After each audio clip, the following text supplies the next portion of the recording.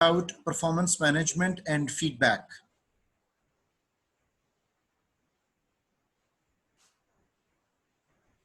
So let's start with the basics of performance appraisal. The performance appraisal process steps. Number one, sets work standards. Number two, assesses performance. And number three, provides feedback to the employees. ये तीन सबसे important हमारे पास steps होंगे performance appraisal के। हमने शुरू में जैसे डिस्कस किया था कि हम TDR is equal to KSAOs को डेवलप करते हैं। हमारे पास जॉब डिस्क्रिप्शन, जॉब स्पेसिफिकेशन के डॉक्यूमेंट्स वो प्रिपेयर हो जाते हैं। उसके साथ आपको मैंने डिस्कस किया था कि हम जॉब डिस्क्रिप्शन में की रिजल्ट एरियाज, की परफॉर्मेंस एरियाज, की परफॉर्मेंस इंडिकेटर्स, इनको एलैबोरेट करते हैं, डिस्कस करते हैं। और हमने डिस्कस किया था कि KPIs, की परफॉर्मेंस इंडिकेटर्स, हमेशा स्मार्ट होंगे। सो इन तमाम प्रोसेसेस से हमारे पास काम को परफॉर्म करने के जो बेसिक स्टैंडर्ड्स हैं वो प्रिपेयर होते हैं। इसके बाद एक एम्प्लॉई उन assigned task, duties and responsibilities को परफॉर्म करता है, उससे रिजल्ट्स अचीव होते हैं और उन रिजल्ट्स को हम मैयर करते हैं। और मैयर हम इसलिए करते हैं ताकि ये जान सकें कि जो चीज हमने असाइन की थी, जो ऑब्जेक्टिव्स हमने असाइन किए थे, जो टारगेट्स हमने एलोकेट किए थे, क्या वो सब अचीव हो रहे हैं या नहीं हो रहे हैं। इसके बाद last but not the least step जो हमारे पास परफॉर्मेंस अप्रेजल का होगा, that would be provides feedback to the employees. ठीक है, और अगर फर्ज करें कि वो अच्छा काम कर रहे हैं तो हम उनको अप्रेज करते हैं, हम उनको अप्रिशिएट करते हैं, उनको फर्दर कंपनसेट करते हैं, बोनसेस मिलते हैं, इंसेंटिव्स मिलते हैं, प्रमोशन मिलती है। और अगर कहीं काम में कोई कोताही है या काम को बेहतर करने की जरूरत है तो वहां पर करेक्टिव एक्शंस जो हैं वो भी लिए जाते हैं।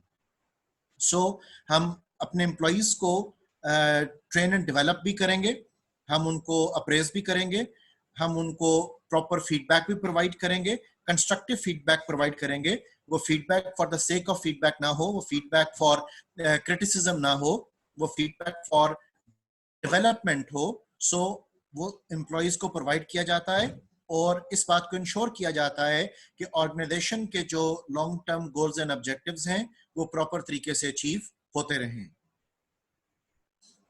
अब परफॉर्मेंस अप्रेजल की हमें क्यों जरूरत है, इसकी 5 मेजर रीजंस आपके सामने आइडेंटिफाई की जा रही हैं। सबसे पहली रीजन है यूज्ड फॉर पे, प्रमोशन एंड रिटेंशन डिसीजंस। ठीक है, लोगों को आपने कंपनसेट करना है, लोगों को आपने प्रमोट करना है, लोगों को आपने अपने पास रखना है कि वो आपको छोड़कर नहीं जाएं। तो इस मकसद के लिए परफॉर्मेंस अप्रेजल वो किया जाता है।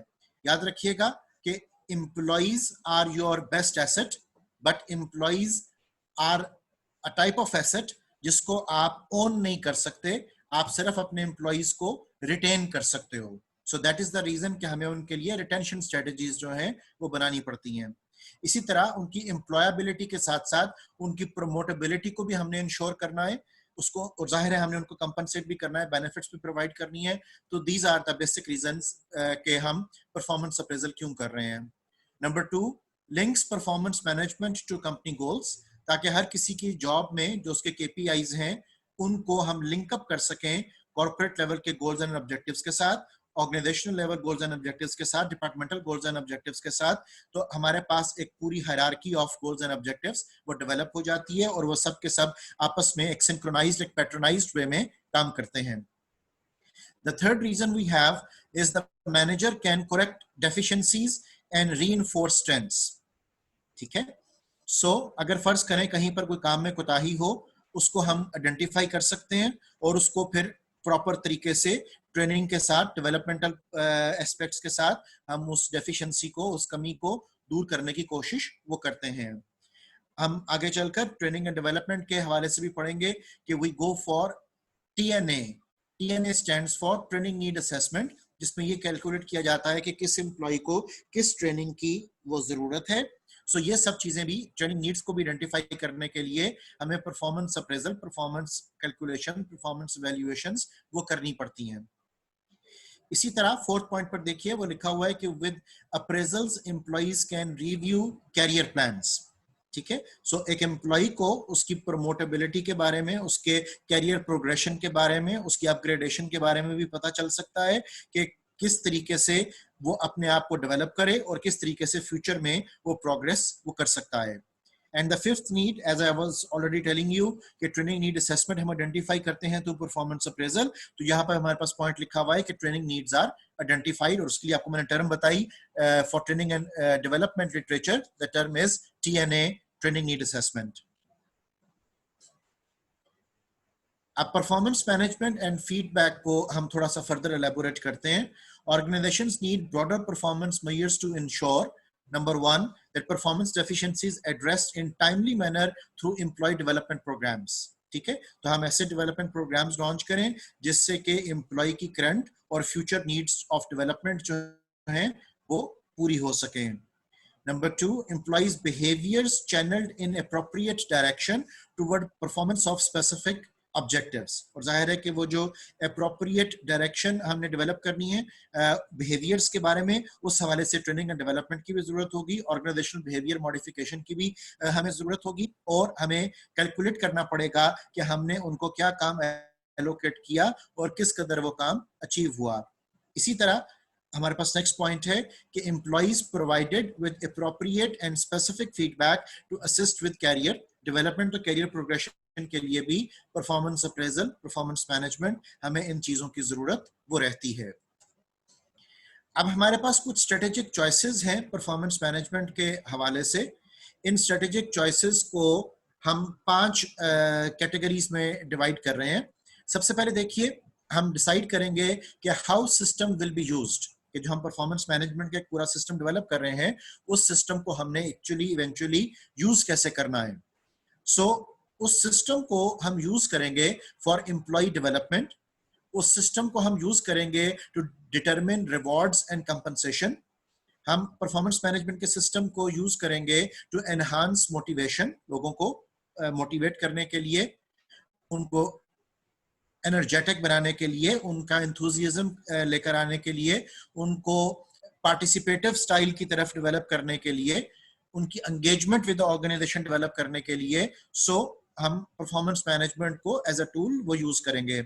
इसी तरह टू फैसिलिटेट लीगल कंप्लायंस, के कहीं पर किसी भी शख्स के हकूक जो हैं वो खराब नहीं हो, इक्वल एम्प्लॉयमेंट अपॉर्चुनिटी की खिलाफ वर्जी ना हो रही हो, लोगों को हम प्रॉपर कंपनसेट करें। हम मिनिमम वेज एक्ट जैसे हमारे पास वर्कर्स के हवाले से मौजूद है, हम उसकी खिलाफ वर्जी ना करें। तो इन तमाम चीज़ों को वर्कर्स के जो लीगल एस्पेक्ट्स हैं, लीगल राइट्स हैं, लेबर यूनियन के जो क्लेम्स होंगे, उन तमाम चीज़ों को सेटिस्फाई करने के लिए हमें परफॉर्मेंस मैनेजमेंट की जरूरत वो होती है। इसी तरह फैसिलिटेट ह्यूमन रिसोर्स प्लानिंग, हमने अगले माली साल के लिए सप्लाई एंड डिमांड सिचुएशन को कैसे कैलकुलेट करना है, कैसे वैल्यूएट करना है, तो इन तमाम चीजों के लिए भी हमें परफॉर्मेंस मैनेजमेंट सिस्टम की जरूरत है। अब इसकी इवैल्यूएशन कौन करेगा? Who is responsible to calculate and evaluate the performance? So who evaluates की कैटेगरी में हमारे पास again 5 dimensions, 5 categories, 5 options available हैं कि कौन एवेल्युएट कर रहा है। सो सुपरवाइजर एवेल्युएट कर रहा है बिकॉज वो रिस्पॉन्सिबल है अपने डिपार्टमेंट की वर्किंग के लिए। उसके बाद पीयर्स, आपके जो कोलीग्स हैं, आपके जो साथ लोग काम कर रहे हैं, वो भी आपको एवेल्युएट करें कि as peer to peer relationship आप कितना अच्छा परफॉर्म वो कर रहे हो। आपके सबऑर्डिनेट्स आपको एवेल्युएट करें कि आपके अंडर काम करके उनको किस कदर डेवलपमेंट के चांसेस मिल रहे हैं, किस कदर अपनी सेल्फ अपग्रेडेशन के चांसेस मिल रहे हैं, आप उनको टारगेट्स प्रॉपर एलोकेट कर रहे हो कि नहीं कर रहे हो, आप उनको लीडरशिप कॉन्टेक्स्ट के साथ लेकर चल रहे हो कि नहीं चल रहे हो। सो आपके सबऑर्डिनेट भी आपको एवेल्युएट करें। फिर आपके कस्टमर्स जिनके लिए आप वहां पर मौजूद हो, जिनको आपने सर्विसेज एंड प्रोडक्ट्स प्रोवाइड करनी है, वो आपकी सर्विसेज और प्रोडक्ट ओरिएंटेशन को कैलकुलेट करें। और इसके अलावा आपकी अपनी सेल्फ एवेल्युएशन भी हो, जिसमें आप खुद से अपने आप को एवेल्युएट करो कि आपको क्या टारगेट एलोकेट किए गए थे, आपने कितनी एफर्ट परफॉर्म की और कहां तक आपने अचीव किया, कंडीशंस एंड कंस्ट्रेंट्स आपकी राह में क्या कौन से आए, कहां पर क्या क्या दुश्वारियों का सामना आपको करना पड़ा। तो आपकी अपनी जात भी एवेल्युएट करे कि आपने कहां पर बेहतर काम किया और कहां पर फर्दर डेवलपमेंट की जरूरत वो मौजूद है। अगर हम इन पांचों एवेल्युएटर्स को यूज करें, जिसमें के सुपरवाइजर, पीयर्स, बॉर्डिनेट, कस्टमर, सेल्फ, ये पांचों एवेल्युएटर्स अगर हम इस कॉन्टेक्स्ट को यूज करें, तो इसके लिए हम एक टर्म यूज करेंगे known as 360 degree feedback. Now अब जब आपकी एवेल्युएशन हो रही हो तो हमें क्या चीज एवेल्युएट करनी है, व्हाट टू एवेल्युएट। उसमें हमारे पास कैटेगरीज हैं कि आपकी पर्सनैलिटी ट्रेट्स को एवेल्युएट करना चाहिए, आपके ऑर्गेनाइजेशनल बिहेवियर को एवेल्युएट करना चाहिए, और ऑब्वियसली आपके रिजल्ट्स को एवेल्युएट वो करना चाहिए। ठीक है, ये बात आपकी कैलकुलेशंस में गलत इवेल्युएशन क्रिएट कर देगी अगर आप अपने फोकस को सिर्फ रिजल्ट्स पर रखो, सिर्फ outcomes of the task perform के ऊपर रखो, बिकॉज आपके बिहेवियर, आपकी पर्सनैलिटी ट्रेट्स, ये तमाम वो चीजें हैं जो काउंट करती हैं आपके ओवरऑल ऑर्गेनाइजेशनल कॉन्टेक्स्ट में, ओवरऑल ऑर्गेनाइजेशनल एफिलिएशन एसोसिएशन में। ठीक है, आपकी पर्सनैलिटी जॉब फिट में, आपकी ऑर्गेनाइजेशनल कल्चरल फिट में, ये तमाम चीजें कैलकुलेट करती हैं, तमाम चीजें एवेल्युएट वो होती हैं। सो कभी भी आपको ओवर एम्फोसिस जो है वो सिर्फ ट्रेड, सिर्फ बिहेवियर या सिर्फ रिजल्ट्स पे नहीं करना चाहिए, बल्कि इन तीनों को एवेल्युएट करना कॉरस्पॉन्डिंगली आपके लिए जरूरी होगा। अब इसको हम एवेल्युएट कैसे करें? हमारे पास दो पैरामीटर्स हैं, या तो हम एब्सोल्यूट मेरिट लिस्ट बना लें या हम रिलेटिव मेरिट लिस्ट बना लें। सो दोनों मेथड्स जो हैं वो इंडस्ट्री के अंदर पॉपुलर हैं, दोनों मेथड्स यूज किए जाते हैं। एब्सोल्यूट एवेल्युएशन भी की जाती है जिसमें कि क्राइटेरिया आपका फिक्स्ड होता है, आपकी ग्रेडिंग, आपकी स्केलिंग जो है वो फिक्स्ड एवेल्युएशन के मुताबिक वो की जाएगी। और उसके अलावा हम रिलेटिव ग्रेडिंग भी कर सकते हैं कि जिसमें in comparison with other employees overall industry average बहुत से पैरामीटर्स हम यूज कर सकते हैं फॉर इवैल्यूएशन। इसकी डिटेल अभी हम आगे चलकर चैप्टर में देखेंगे। सो हाउ टू इवैल्यूएट में हमारे पास दो पैरामीटर्स आ गए अपनी मेरिट डेवलपमेंट के लिए, एक एब्सोल्यूट क्राइटेरिया है और एक रिलेटिव क्राइटेरिया है। इसी तरह अगर आप स्लाइड्स पर देखो तो हमारे पास मीन्स ऑफ इवैल्यूएशन आ रहे हैं। मीन्स ऑफ इवैल्यूएशन में जो सबसे पॉपुलर हमारे पास मीन्स ऑफ इवैल्यूएशन है, they are going to be graphic rating scale, weighted checklist method, BARS stands for behaviorally anchored rating scale, इसी तरह BOS behavior observation scale, critical incident method, objectives based। ये हमारे पास different means of evaluation है जिनके जरिए हम लोगों को evaluate वो करेंगे। हमने जो परफॉर्मेंस अप्रेजल का फॉर्म भी डेवलप करना है, जिसको गवर्नमेंट सेक्टर में हम ACR भी कहते हैं, ACR stands for annual confidential report, तो उसमें भी इन मेथड्स में से बहुत से मेथड्स हम यूज कर सकते हैं जो कि डिफरेंट तरह के क्राइटेरियाज को इवैल्यूएट करने के लिए हमें हेल्प कर रहे होंगे, प्रॉपर बेसलाइन इंफॉर्मेशन और प्रॉपर मेथोडोलॉजी और प्रॉपर ओरिएंटेशन के साथ इवैल्यूएशन के तरीके। सो स्ट्रेटेजिक चॉइसेस की हवाले से जब हम बात करेंगे तो how system will be used, who evaluates, what to evaluate, how to evaluate, means of evaluation, ये तमाम वो चीजें हैं जिसमें आपको चॉइसेस मौजूद हैं, आपके पास चॉइसेस मौजूद हैं, और उन चॉइसेस में से आपने बेस्ट चॉइसेस को अपनी ऑर्गेनाइजेशन के हवाले से, अपने एम्प्लॉइज के हवाले से, प्रोडक्ट एंड सर्विसेज के हवाले से, इंडस्ट्री के हवाले से, मार्केट ओरिएंटेशन के हवाले से, स्टेक होल्डर एक्सपेक्टेशंस के हवाले से वो पिक करना है। अब परफॉर्मेंस मैनेजमेंट और ट्रेनिंग एंड डेवलपमेंट में एक रेसिप्रोकल रिलेशनशिप है, ये दोनों एक दूसरे के लिए कॉम्प्लीमेंट्री हैं, दोनों एक दूसरे के लिए सपोर्टिव हैं, दोनों साइड बाय साइड वो चलते हैं। ट्रेनिंग एंड डेवलपमेंट हम एम्प्लॉइज को प्रोवाइड करते हैं कि हमें बेहतर परफॉर्मेंस मिल सके, और फिर हम परफॉर्मेंस को मेजर इसलिए करते हैं ताकि हम एरियाज आइडेंटिफाई कर सकेंगे कहां कहां पर ट्रेनिंग एंड डेवलपमेंट की जरूरत है। सो ट्रेनिंग एंड डेवलपमेंट का आउटकम हमारे पास परफॉर्मेंस की शक्ल में आ रहा है, और परफॉर्मेंस से हमें नीड असेसमेंट मिल रही है जो कि ट्रेनिंग एंड डेवलपमेंट में हम यूज करेंगे। यहाँ पर एक मरतबा फिर से याद रखिएगा कि जब हम वर्ड ट्रेनिंग का यूज कर रहे हैं तो that means that you want to increase the employability, और जब हम वर्ड डेवलपमेंट का यूज करते हैं that means that you want to enhance the promotability. Okay, so that also means that training is linked with the present and development is linked for the future career progression and career development। और जो performance है वो no doubt ongoing एक हमारा procedure है जो कि required targets के मुताबिक हमें परफॉर्म करना है, और वो रिक्वायर्ड टारगेट्स हमारे पास आ रहे हैं through the process of KRA, KPA and KPI, की रिजल्ट एरिया, की परफॉर्मेंस एरिया, की परफॉर्मेंस इंडिकेटर्स। तो वहां से हमारे पास परफॉर्मेंस टारगेट, परफॉर्मेंस ऑब्जेक्टिव्स वो रिसीव हो रहे हैं। अब इन तमाम स्ट्रेटेजिक क्वेश्चंस को हम वन बाय वन एलैबोरेट करेंगे। सबसे पहले देखिएगा कि जब हम बात कर रहे हैं हु इवैल्यूएट्स की, तो हु इवैल्यूएट्स में आपका ऑथर लिखता है कि problems with immediate supervisors conducting performance valuation हमें ज़हन में रखनी चाहिए कि बाज़ औक़ात आपका जो इमीडिएट सुपरवाइजर है वो मे बी आपका 360 व्यू वो नहीं ले सकता, वो आपको हर हवाले से नहीं जज कर सकता। उसकी क्या वजूहात हो सकती हैं, उसके ऊपर हम कुछ डिस्कशन कर लेते हैं। सबसे पहला पॉइंट है कि lacking appropriate information to provide informed feedback on employ performance.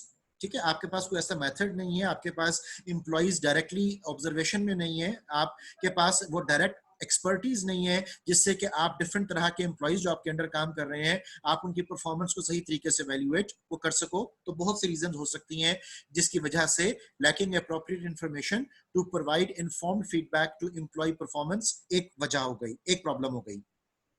दूसरी प्रॉब्लम देखिए, insufficient observation of employees day to day work to validly assess performance, और वो भी पर्टिकुलरली उस वक्त जब एक एम्प्लॉय डायरेक्टली आपके अंडर वो काम नहीं कर रहा, आपकी फिजिकल प्रॉक्सिमिटी अपने एम्प्लॉय के साथ नहीं है, सो उस सूरत में आपके पास ऑब्जर्वेशन का जो मौका होगा वो बहुत कम हो जाएगा।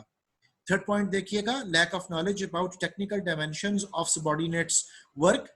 मे बी आपकी expertise are little different from your subordinates expertise. ये एक मेजर रीजन हो सकती है जिसकी वजह से आप उसकी परफॉर्मेंस को सही तरीके से वैल्यूएट शायद ना कर पाओ।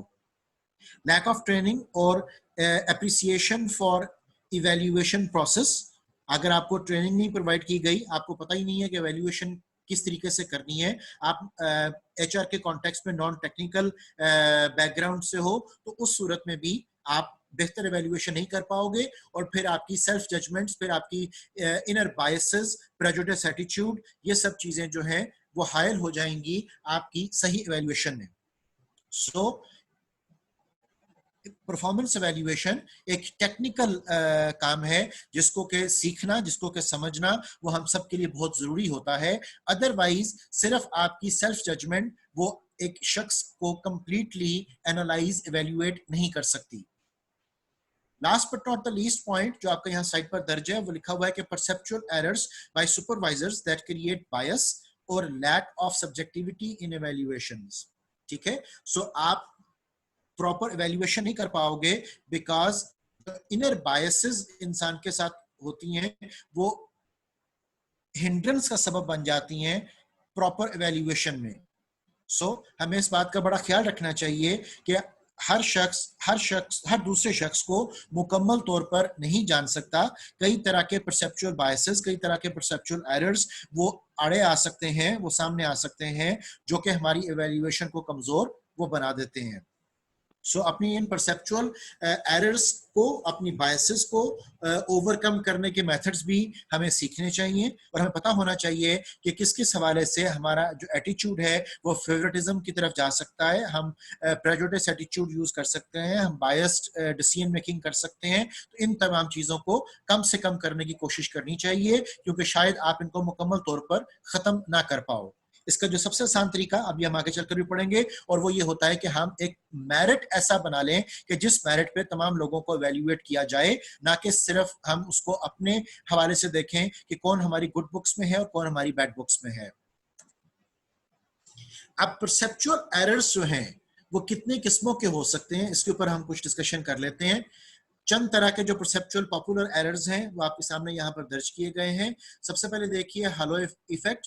हेलो इफेक्ट में वो कहता है कि rater allows a single trait, ठीक है, जिसके बारे में मैं अक्सर ये एक्सप्लेन करता हूं कि किसी शख्स की जात के एक एस्पेक्ट को देखकर आप उसकी पूरी जिंदगी के बारे में एक फैसला जारी कर देते हो, तो that is what you call halo effect.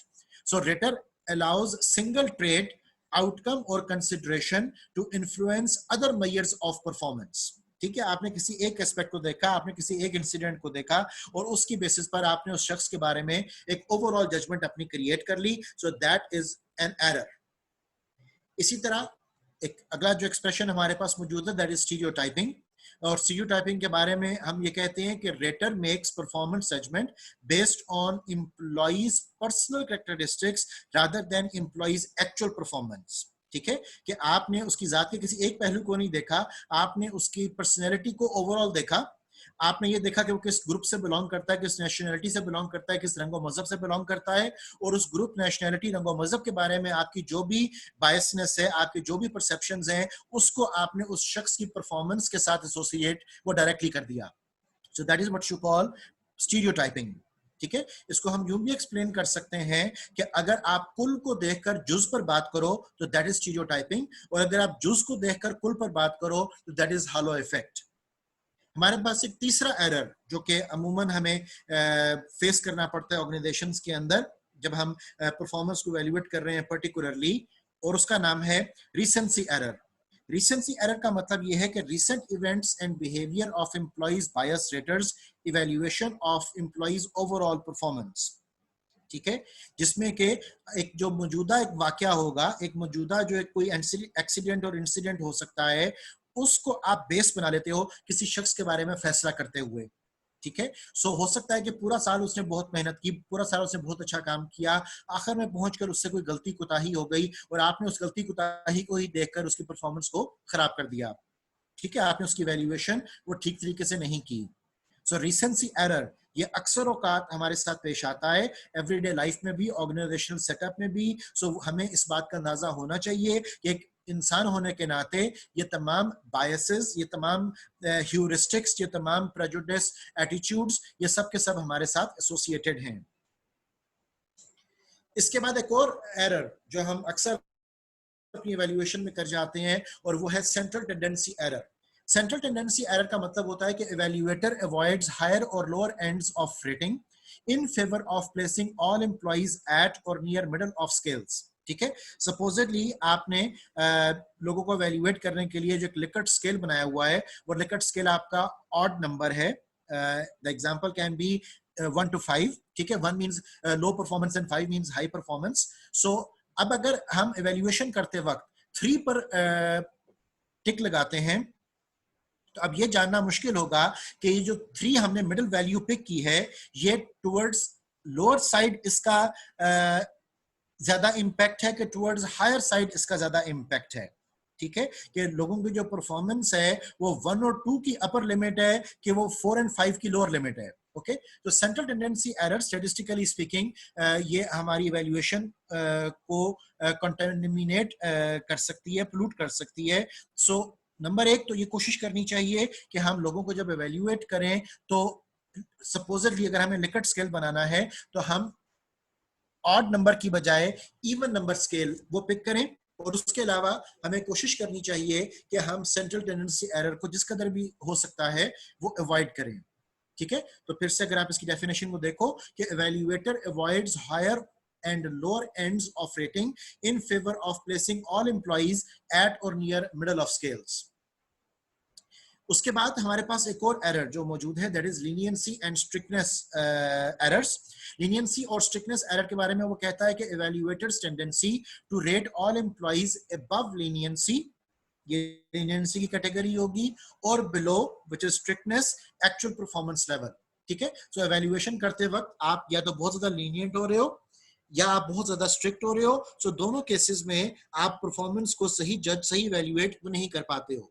इसकी एक और इम्प्लीकेशन ये भी होती है कि अगर एक डिपार्टमेंट के अंदर आप इवैल्यूएशन कर रहे हो और आप बहुत लीनियंट हो, तो हो सकता है कि दूसरे डिपार्टमेंट्स वाले अगर स्ट्रिक्ट मार्किंग कर रहे हैं तो आपकी लीनियंसी एग्जैजरेटेड रिजल्ट्स क्रिएट कर देगी।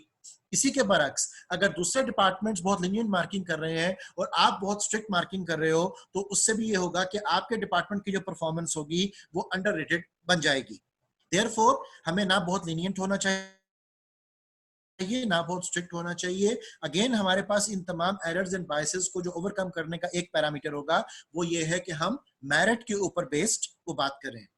इसी तरह personal biases and organisational politics एक और बहुत इंपॉर्टेंट मसला है, जिसकी वजह से ऑर्गेनाइजेशन में परफॉर्मेंस वैल्यूएशन जो है वो कंटामिनेट हो जाती है, पोल्यूट हो जाती है। सो इसकी डेफिनेशन में देखिएगा, वो आपका ऑथर लिखता है कि have significant impact on ratings employees receive from supervisors. ठीक है, तो आपकी जो पर्सनल बायसेस है, अगर आपके पर्सनल किसी के साथ क्लैशेस हैं, आपके पर्सनल कॉन्फ्लिक्ट्स हैं, आप किसी रंगो मजहब को पसंद नहीं करते हो या किसी नेशनैलिटी के साथ आपका कोई झगड़ा है, तो आप लोगों को इवैल्यूएट करते वक्त गलत रेटिंग कर देते हो, बिकॉज आपका जो इनर बायस्ड एटीट्यूड है वो आपको प्रॉपर इवैल्यूएशन करने से रोकता है। इसी तरह ऑर्गेनाइजेशन की पॉलिटिक्स, कई तरह की लेग पुलिंग, बैक बाइटिंग हर वक्त ऑर्गेनाइजेशंस के अंदर हो रही होती है, कई तरह की लॉबिंग वो बन रही होती है, कई तरह के पावर सर्कल्स क्रिएट हो रहे होते हैं। तो आपको बड़ा केयरफुली इन बातों को समझना चाहिए और कोशिश करनी चाहिए कि जहां तक मुमकिन हो सके आप लोगों को इवैल्यूएट सही तकाजे और पैमानों के मुताबिक ही करो। अब हमें फेयरनेस अपने काम में, अपनी वैल्यूएशन में वो लेकर आनी चाहिए। तो there is a checklist of best practices for administrating fair performance appraisals. ठीक है, so the checklist of best practices for fair performance appraisal में पहला पॉइंट हमारे पास आ रहा है, base the performance review on duties and standards from a job analysis. ठीक है, सबसे पहले तो क्राइटेरिया ये हो गया कि हमने जॉब एनालिसिस में जॉब डिस्क्रिप्शन और जॉब स्पेसिफिकेशन डेवलप की है, जो हमने टीडीआर और केएसएओस डेवलप किए थे उसके मुताबिक इवैल्यूएट वो किया जाए। Number 2, try to base the performance review on observable job behaviors और objective performance criteria। ठीक है, तो हमारे पास फिक्स पैरामीटर्स होने चाहिए, जिसके लिए मैंने बार बार आपको बताया कि KRA, KPA, KPIs होने चाहिए, जिसके मुताबिक आप लोगों को एवेल्युएट करो और आपकी वैल्यूएशन में बायसनेस, आपके वैल्यूएशन में प्रेजुडिस एटीट्यूड, आपकी वैल्यूएशन में पर्सनल जो एरर्स हैं, आप ह्यूरिस्टिक्स हैं, वो ना आ रहे हों। और आप ऑब्जेक्टिव परफॉर्मेंस डाटा को यूज करो रादर देन सब्जेक्टिव मेजर्स को हम अपनी बेसिस बनाएं ऑफ इवैल्यूएशन। इसी तरह हमें इस बात का भी ख्याल रखना चाहिए कि हम जॉब के उन पहलुओं को इवैल्यूएट करें जो एविडेंट हैं। ओके, जो हिडन जॉब कॉन्टेक्स्ट है उसको इवैल्यूएट करना भी और उसको अप्रेज करना भी बहुत डिफिकल्ट और चैलेंजिंग टास्क वो बन जाता है।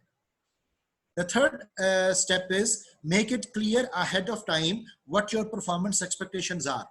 ठीक है, तो लोगों को पहले से पता होना चाहिए कि किन बेसिस पर उनको एवेल्युएट किया जाएगा। साल के एंड पर big surprise is not the method of proper management.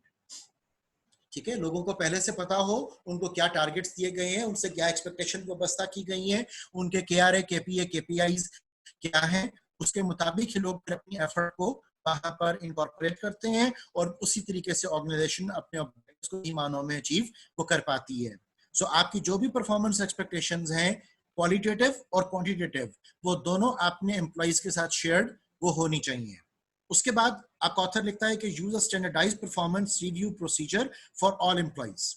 ठीक है, आपका जो पैरामीटर ऑफ इवैल्यूएशन हो वो भी अप्रोप्रिएट हो और आप एक स्टैंडर्डाइज्ड परफॉर्मेंस रिव्यू प्रोसीजर को यूज करें तमाम एम्प्लॉइज के लिए। ऐसा नहीं हो कि एक डिपार्टमेंट में आप चंद एम्प्लॉइज को एक तरीके से वैल्यूएट कर रहे हो और दूसरे एम्प्लॉइज को दूसरे तरीके से वैल्यूएट कर रहे हो। सो यहाँ पर भी एक एरर आ जाएगा बायसनेस का भी, और मुमकिन हो सकता है कि आप इक्वल एम्प्लॉयमेंट अपॉर्चुनिटी के हवाले से जो डिस्क्रिमिनेटरी एस्पेक्ट्स हैं आप उनको भी जस्टिफाई ना कर सको। The next checklist point we have is that make sure whoever conducts the review has frequent opportunities to observe the employee's job performance। ठीक है, तो जो भी evaluate कर रहा है उस शख्स का एम्प्लॉय के साथ कोई ना कोई इंटरेक्शन होना वो जरूरी है, डायरेक्ट इंटरेक्शन होना जरूरी है। अदरवाइज अगर आपने एम्प्लॉय को ऑब्जर्व ही नहीं किया, आपने एम्प्लॉयज की परफॉर्मेंस को कैलकुलेट किया ही नहीं है, तो आप उसको evaluate कैसे कर सकते हो।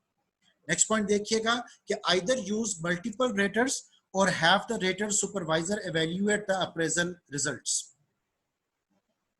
ठीक है, सो या तो 360 डिग्री को हम लॉन्च करें या जो सुपरवाइजर्स हैं वो इस बात की ड्यूटी उठाएं कि वो सही तौर पर लोगों को एवेल्युएट वो कर पाएं। अदरवाइज ये काफी टेक्निकल स्टेप्स इसमें इन्वॉल्व होते हैं, काफी टेक्निकल ओरिएंटेशन हमें रिक्वायर्ड होती है। अगर हम वो सब टेक्निकलिटीज को फॉलो अप नहीं करेंगे तो हमारे लिए एवेल्युएट करना बहुत डिफिकल्ट हो जाएगा। नेक्स्ट पॉइंट देखिएगा, इंक्लूड एन अपील्स मैकेनिज्म। अगर कोई एम्प्लॉय समझता है कि उसने तो अच्छा परफॉर्म किया लेकिन आपने उसको ठीक एवेल्युएट नहीं किया, तो एक प्रॉपर अपील मैकेनिज्म होना चाहिए, जिस मैकेनिज्म के तहत लोग अपने राइट्स को यूज करते हुए अपनी परफॉर्मेंस के हवाले से जो उनकी ऑब्जर्वेशंस हैं, जो उनके लिमिटेशंस हैं, जो उनकी कंडीशंस हैं, जो उनके रिमार्क्स हैं वो दे सकें और उसके मुताबिक प्रॉपर एक्शन भी लिया जा सके ताकि कहीं पर किसी के हकूक की खिलाफवर्जी वो ना हो।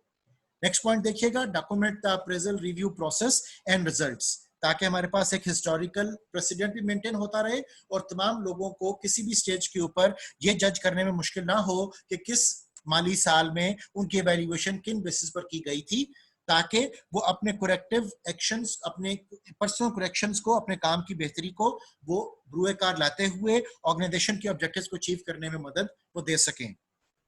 सो हमें डॉक्यूमेंट करना अप्रेजल प्रोसेस को बहुत जरूरी होगा। अदरवाइज जो जुबानी कलामी डिस्कशन होती है, जिस बात का हमारे पास एविडेंस ना हो, जिस बात का हमारे पास रिकॉर्ड ना हो, तो उस चीज को प्रूव करना भी इवेंचुअली आपके लिए डिफिकल्ट हो जाएगा। और समटाइम्स इवन अगर कोर्ट प्रोसीजर्स भी इन्वॉल्व हो जाएं तो डॉक्यूमेंटेशन ही आपको उस कोर्ट प्रोसीजर के हवाले से भी बचा सकती है। उसके बाद another important point in the checklist is that discuss the appraisal results with the employees। सब लोगों को पता हो कि उनके एक्चुअल रिजल्ट्स क्या हैं जिस पर उनको एवेल्युएट किया जा रहा है, और जाहिर है कि उनके पास अपील का भी जो राइट है वो हमने कहा कि मौजूद होना चाहिए। Let the employees know ahead of time how you are going to conduct the reviews। ठीक है, सो उनको पता हो कि आपके पास पैरामीटर्स ऑफ इवैल्यूएशन वो क्या हैं, उनके वो टारगेट्स भी क्लियर हो और पैरामीटर्स ऑफ इवैल्यूएशन भी क्लियर हो। So let employees provide input regarding your assessment of him और हर। और एम्प्लॉय के पास भी यह हक होना चाहिए कि वो आपको फीडबैक प्रोवाइड करे, वो आपको डिफेंसिव आर्ग्यूमेंट्स के साथ अपने पॉइंट्स, अपनी पोजीशन को जस्टिफाई कर सके, वो आपको बता सके कि किस काम को करने में उसको क्या मुश्किलात थी, क्या वजूहात थी जिसकी बिना पर वो काम अच्छा हुआ या अच्छा नहीं हुआ। सो आइदर केस एम्प्लॉय के पास राइट है कि वो अपनी पोजीशन को जस्टिफाई वो करे। Last but not the least point on the slide is that indicate what the employee needs to do to improve। और उसी तरह हम अपनी ट्रेनिंग एंड डेवलपमेंट को भी एक्टिवेट करें, हम ट्रेनिंग नीड असेसमेंट भी करें और हम लोगों को यकीन दहानी करवाएं कि इस ट्रेनिंग एंड डेवलपमेंट प्रोग्राम से जो हम उनके लिए लॉन्च कर रहे हैं बेहतरी आ सकती है और हम ज्यादा प्रोग्रेस की तरफ वो जा सकते हैं।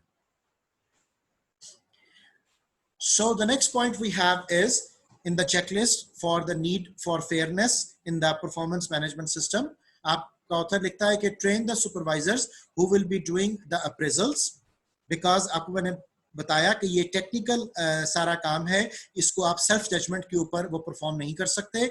Make sure they understand the procedure to use, how problems like leniency and strictness arise and how to deal with them। तो आपको ये भी पता होना चाहिए कि कहाँ पर रेटर एरर्स वो आ सकते हैं, कहाँ पर बायसेस वो सामने आ जाती हैं और फिर उनको ओवरकम करने के तरीके भी हमारे पास वो क्या होंगे। सो training of the supervisor is very important when you are talking about performance management systems or performance appraisal for that matter।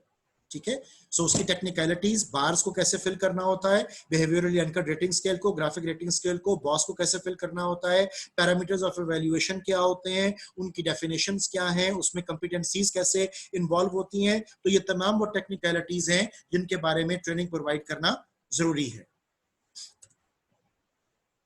अब हमारे पास एक लिस्ट आ रही है जिसमें हम डिस्कस करेंगे कि purposes of performance management system वो क्या है। तो सबसे पहला पर्पस है हमारे पास फैसिलिटेट एम्प्लॉय डेवलपमेंट।